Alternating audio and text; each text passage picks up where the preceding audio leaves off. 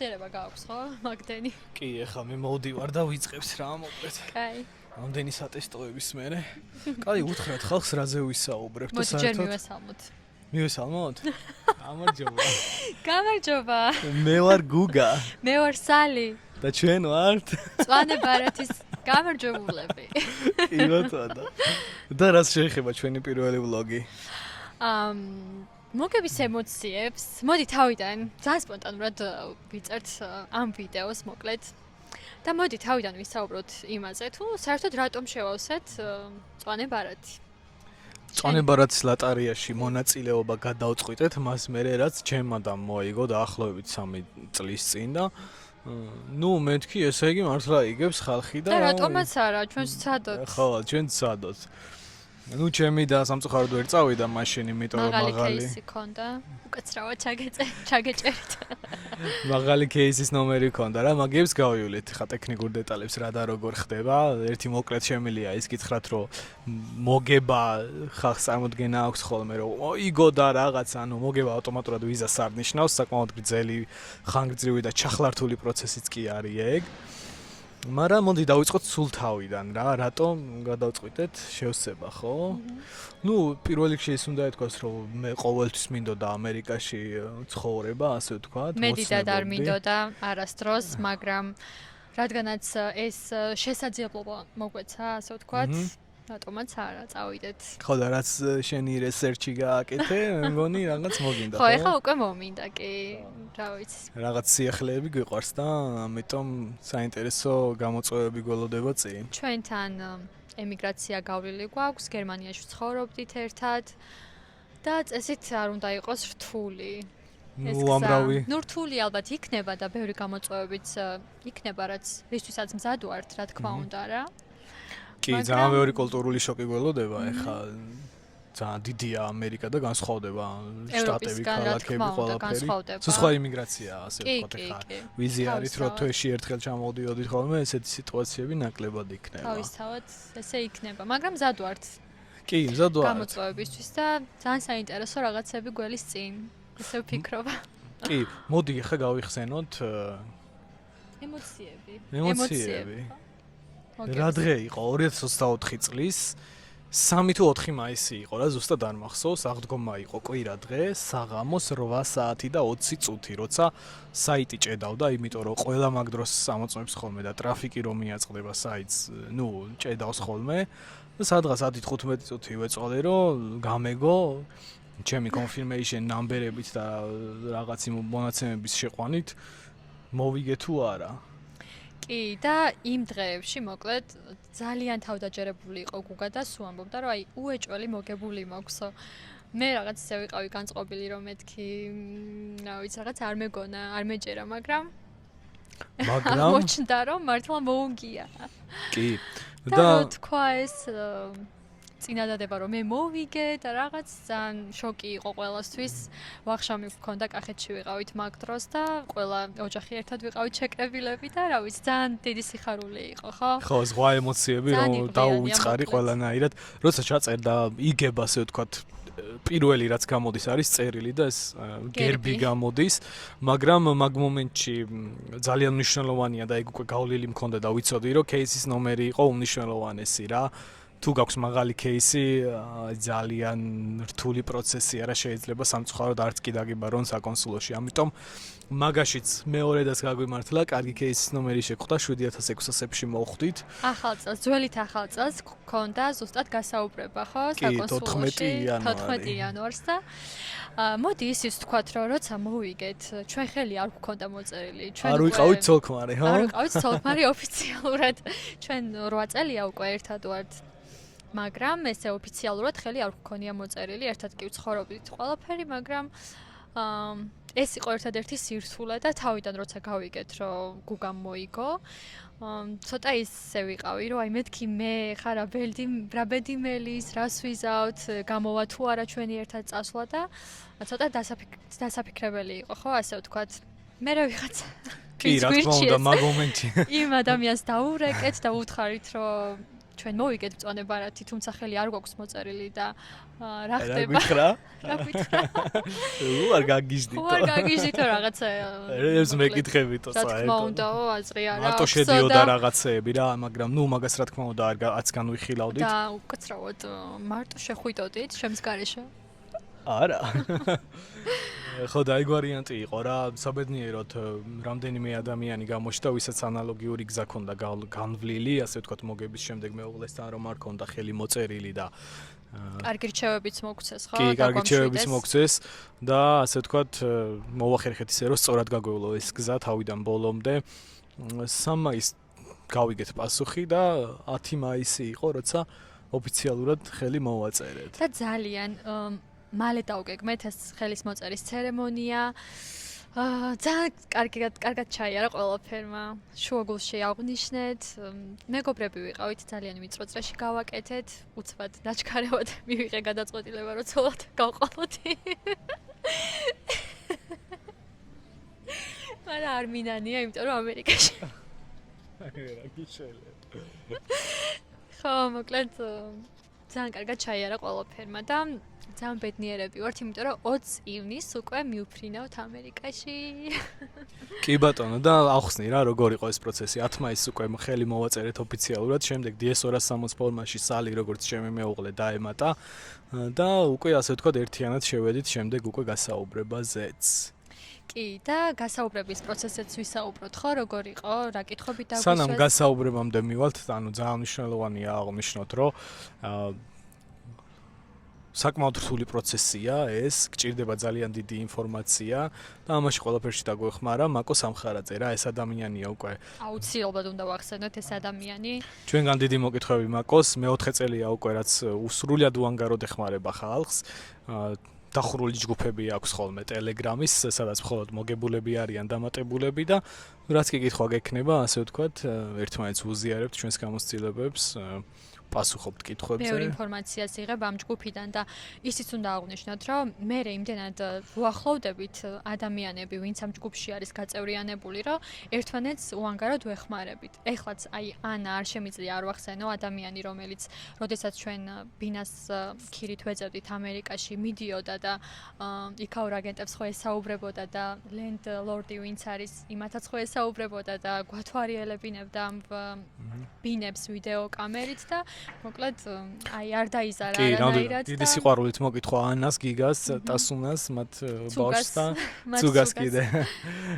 და ცუგას. მოკლედ იმის თქმა მინდა რომ ისეთი community შეიქმნა და იმდენი მაგარი ადამიანი გავიცანით ამ ჯგუფებიდან რომ წარმოიდგინეთ ამ green card-ის მოგება ხო გაგვაერთიანა და ვიღაცები უკვე იქ შედარებით ადრე ჩავიდნენ და იქ გველოდებიან და აი ბინის ძებნაშიც კი გვეხმარებიან და რა ვიცი ძალიან დიდი მადლობა ამ ადამიანებს. ნამდვილად. შემდეგ რა გვინდა დაგვეთქვა? მოდი ახლა ვისაუბროთ უშუალოდ გასაუბრებაზე. უშუალოდ გასაუბრებაზე. დაგვისვეს, როგორი მომზადებულები შევედით. თუ კიდე მე ვიტყვი იმას, რომ რადგანაც ჩვენ ხელი არ გქონდა მოწერილი და მოგების შემდეგ მოვაწერეთ, საჭირო იყო წაგვეყო ყველა ის დოკუმენტი საელჩოში, რაც დაადასტურებდა იმას, რომ ჩვენ ნამდვილად ერთად ვიყავით და იმიტომ არ მომიწერია მეგუგასთან ხელი, რომ ამერიკის მწვანე ბარათი მოიგო. კი ბატონო, აინტერესებთ მაგათ, რომ ურთიერთობა რეალურია რა და რეალურია თუ არა, რა თქმა უნდა. ხო, ნუ ეხა ესე არ ხდება, რომ შენ მოიგე და ვიღაცას ხელი მოუწერო და როგორც მეუღლე ესე შეიყვანო და მწვანე ბარათი მასაც მისცენ, ხო? მწვანე ბარათის შემდეგ მოდის უფრო სწორი იქნება ვთქვათ, რომ საიმიგრაციო ვიზები, იმიტომ რომ საკონსულოში საიმიგრაციო ვიზებს იღებ. ასე რომ, ნუ ეგო ოფიციალურად საკონსულოც, როდესაც საბუთების ჩამონათვალს აგზავნის, იქ მითითებული არის, რომ თუ აპლიკანტის დამატება მოხდა მოგების შემდეგ უნდა წარმოადგინო ურთიერთობის დამადასტურებელი ფოტო, ვიდეო მასალა, ჩატების სკრინებიც. გუგამ ამოაქსეროქსა ჩვენი სკრინები 2017 წლიდან მოყოლებული თუ ყოველ წელს 4-5 არასდროს არ წაგვიშლია მესიჯები ხო ერთმანეთთან მესენჯერში რაც გვაქვს და ყველაფერი მოკლედ წლების მიხედვით იყო სკრინები ხო, ასე რომ ვინც გვაშინებდნენ რა, ვინც ამ საქმეებზე მუშაობს, რომ არ გაბედოთ და რაღაც და რეებს მეკითხები და უშუალოდ 3 кейსი ვიცით წინა წელს მარტო ვინც ესე შევიდნენ და უარი არავისი არ ყოფილა, ანუ იმის თქმა მინდა რომ თუ ურთიერთობა რეალურია, ანუ შეგეშინდებათ რა. მით უმეტეს ახლა ისეთი кейსებიც ქონია, რომ ძოლ-ქმარი რა არიან, შვილები რო ყავთ და უბრალოდ ხელი არ ქონდათ მოწერილი და მაგათაც კი ეშინიათ რა და ეგ მოგვარებადია თუ სწორად გაკეთდება ყველაფერი. ასე რომ ამ საკითხთან დაკავშირებით კონკრეტულად რა თუ ვინმე მწვანებარათი მოიგეთ და მეუღლესთან არ გაქვთ ხელი მოწერილი, დაგვიკავშირდით და დაგაკვალიანებთ რა და როგორ უნდა გააკეთოთ. ნამდვილად. გასაუბრება გავიხსენოთ, მოდი რა, აი შენი გადმოსახედიდან მივედით სადღაც 1 საათით ადრე მივედით, იმიტომ რომ არც მეძინა ეხლა რა დამაცინებდა და მეთქი მალე წავიდეთ მოკლედ რა და შენი გადმოსახედიდან როგორ იყო ეგ დღე? ჩემი გადმოსახედიდან მე არ მინერვიულია დიდად, შენ უფრო მაინც განცდებში იყავ, იმიტომ რომ შენ თავზე გადაიარა ამ საბუთების შეგროვებამ და ყველაფერი გუგამ გააკეთა. ვისთვისაც მადლობა გუგა. მე ძალიან შვიდად ვიყავი. აი ძალიან მნიშვნელოვანია, როცა შენი მეორე ნახევარი გარკვეული არის ამ საკითხში და ძალიან შვიდად ჩაიარა ყველაფერმა ჩემი მხრიდან და რა ვიცი, ძალიან მოკლე იყო ეს გასაუბრება. თავიდან ბოლომდე გაუზიაროთ, მოდი. ზოგადად როგორ ხდება რა? ჩვეულებრივ ცოცხალ რიგში დგები გარეთ, იქ სია არის უკვე შედგენილი და დაცვა ასე ვთქვათ ნახავს რომ ჩაწერილი ხარ და შედიხარ, შემდეგ აი როგორც აეროპორტში არის ხოლმე security check-ივით ესე დაგასკანირებენ რაღაცეებში. ეხლა დანარო არ უნდა შეიტანო და მსგავსი ნივთები, მაგის საუბარს აღარ დავიწყებ. მობილურს და მსგავსი ნივთებსაც დაგატოვებინებენ და შეხვალთ შიგნით უკვე რა, ერთ ოთახში, სადაც პირველი რიგში უნდა გადაიხადოთ $330 კაცზე, ეს არის საკონსულოს მოსაკრებელი, აუცილებლად ქეშად და აუცილებლად ზუსტი თანხით. შემდეგ მიხვალთ საკონსულოს თანამშრომელთან, რომელიც გეტყვით, რომ მომაწოდე ეს საბუთი, მაგალითად, მომაწოდე დაბადების მოწმობა, მომაწოდე ქორწინების მოწმობა, მომაწოდე სკოლის ატესტატი და ამას ყველაფერს აკეთავთ. მიაწვით ის, ასე ვთქვათ, თქვენს საქმეს შეკრავს, გაამზადებს რაღაცებს ჩაინიშნავს კონსულისთვის და გადასცემს კონსულს. შემდეგ უკვე დასხდებით, იქ ესეთი საერთო სივრცე არის, აი, რა ვიცი, ბანკში რო არის ხოლმე რა, ამის გავსი სიტუაციაა, ხო, დამეთანხმები ალბათ და შემდეგ უკვე ელოდები, როდის გამოიძახებს კონსული და გამოიძახეს გუგა, იმიტომ რომ გუგა არის მოგებული. როგორ გამოგიძახეს? ხატიაშვილი and the family. ხო. და მიდიხარ უკვე ძალიან სასიამოვნო ქალბატონი შეხვდა კონსული, ეგ უნდა ვახსენოთ. ძალიან საყვარელი იყო ის ქალი და რა კითხვები დაგვისვეს, გაიხსენე. მაგას ვიმახსოვრებდი, იმიტომ რომ თარიღებში მე ცოტა ჭედავ ხოლმე და ყველაფერი ქონდა წინასწარ გავლილი, რომ არ შეგშლოდა იქ და მნიშვნელოვანია, რომ არ დაიბნე, რა თქმა უნდა. როდის გავიცანით ერთმანეთი ეს გკითხეს? როდის იქორწინეთ? თვითონ გადახედილი ქონდა ამ DS ფორმას და თვითონვე გვითხრა, უბრალოდ გკითხა, რომ გერმანიაში ერთად ცხოვრობდით, ხო? და ჩვენ უპასუხეთ, რომ კი. სოციქსელები ქონდა ასევე მითითებული და ალბათ შეიძლება კი, ეგ ძალიან მნიშვნელოვანია რა, სოციქსელებში თუ გაქვთ ძველი თარიღებით დადებული ფოტოები, ლინკებით ქონდა მითითებული, მარტივად გადადიოდა, ნახულობდნენ და ანუ ფაქტიურად რომ მივედით უკვე იცოდნენ რა ეს ყველაფერი. ძალიან მარტივად ჩაიარა, ძალიან პოზიტიურად.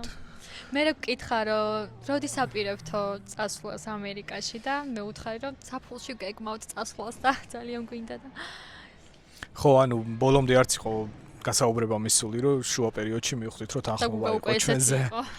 ძალიან გავიხარდა მოკლედ, რასასწაური ემოციები იყო, კი. ძალიან გავიხარდა. მაგ მომენტში, როდესაც თანხმობას მიიღებთ, უკვე მწვანებარათზე თქვენს პასპორტებს დაიტოვებენ.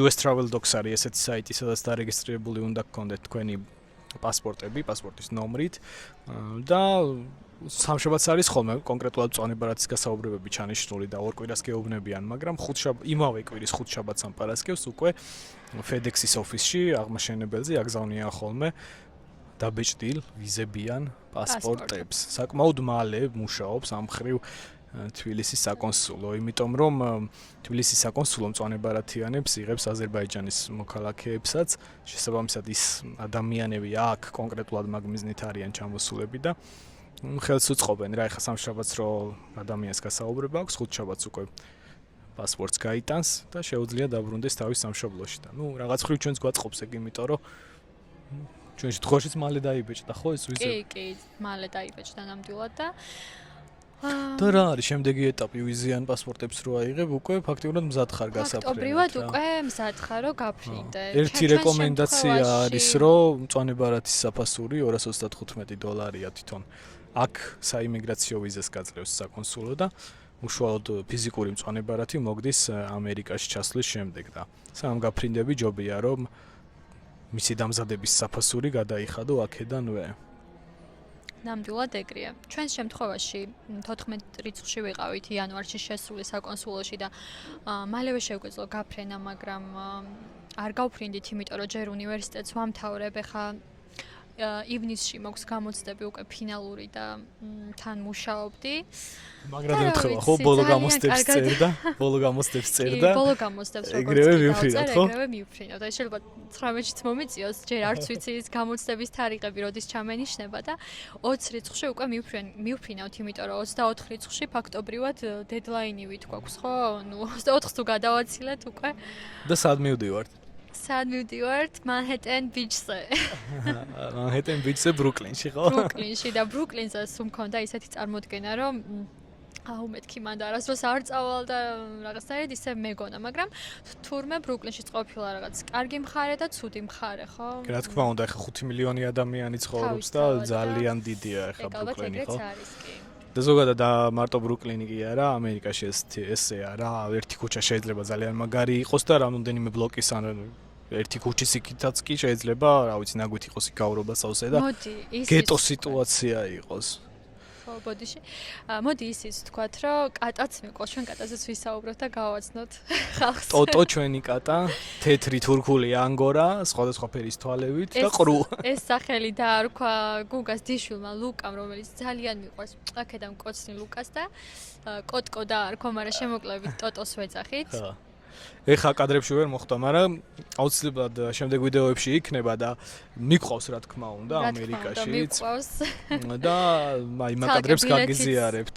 ცალკე ბილეთიც იყიდა და სამედიცინო შემოწმებაც გაიარა. ყველაფერი წესრიგში აქვს. და რა ვიცი. მაგის გამო ვიყიდეთ Turkish Airlines-ის ბილეთი, იმიტომ რომ Turkish Airlines და Lufthansa არის ფაქტიურად ერთადერთი კომპანიები თბილისიდან რა ვარიანტიც გვაქვს, რომ ბორტზე აიყვანო ცხოველი რა, მაქსიმუმ უნდა იყოს 8 კილოგრამის და ნუ ის დანარჩენი საბუთები რაც ცხოველს სჭირდება, რა თქმა უნდა გქონდეს და ეხა ნუ ბარგში ჩაბარებას და რაღაც არც განვიხილავდით, იმ ხლა სტრესი არის, ხო? უბრალოდ იმაზე მეფიქრება, რომ ჩვენი კატა რადგანაც ყრუ არის და არ ესმის მაღალ ხმაზე კნავის ხოლმე. კი, მაგრამ მე მაგის არ მეშინია, იმიტომ რომ მიჩვეულია მანქანით გზავრობას და თავის გადამყვანს შეჯდომას. მაგრამ ამდენი საათი ცოტა დამამშვიდებლები ალბათ დაჭირდება და ამასაც თავისი ვეტექიმი დაუნიშნავს. ნახოთ, ხო, მოკლედ ძალიან მაგარი კადრები გელოდებათ ამ ხრივ. ჩვენის ვიდეოებსაც ჩავწერთ იქ რა როგორ იქნება და მაგასაც გაგიზიარებთ აუცილებლად. თუ მოგეწონათ ჩვენი პირველი ვლოგი, გამოგვიწერეთ, დაგვასაბსქრაიბეთ, წინ გელოდებათ უამრავი კონტენტი, უკვე ამერიკიდან იქნება. იქნება ამერიკიდან, იმიტომ რომ მე ესე ვფიქრობ, რომ ეხლა დაგვიწერონ კითხვები, რა კითხვები აქვს ხალხს და თან ეს მწვანებარათის ტექნიკური დეტალები შენ ძალიან კარგად გესმის და კარგი იქნება თუ ამასაც ჩაწერ, იმიტომ რომ ბევრს დააინტერესებს და მოდი აქაც ჩავწეროთ ვიდეოები, სანამ ამერიკაში სწავლობთ რატომაც არა. კი, შეიძლება მწვანებარათის ლატარიასთან დაკავშირებით თუ კი რამე გაინტერესებთ, დამიწერეთ. დაგვიწერეთ მოკლედ კითხვები, ჩვენ აქედან ამოვარჩევთ, რაც საინტერესო იქნება და ამის მიხედვით უკვე ჩავწერთ ვიდეოებს, ხო? მოკლედ პირველი ვლოგისთვის სულ ეს იყო, რა სიტყვი? რაიმე? მე მგონი კარგად ჩაიარა ყველაფერმა და კი, სკრიპტების გარეშე სრული იმპროვიზაციით. კი, სრულად სპონტანურად ჩავწერეთ ეს ვიდეო და მომავალ შეხვედრამდე. კარგად. მომავალ შეხვედრამდე.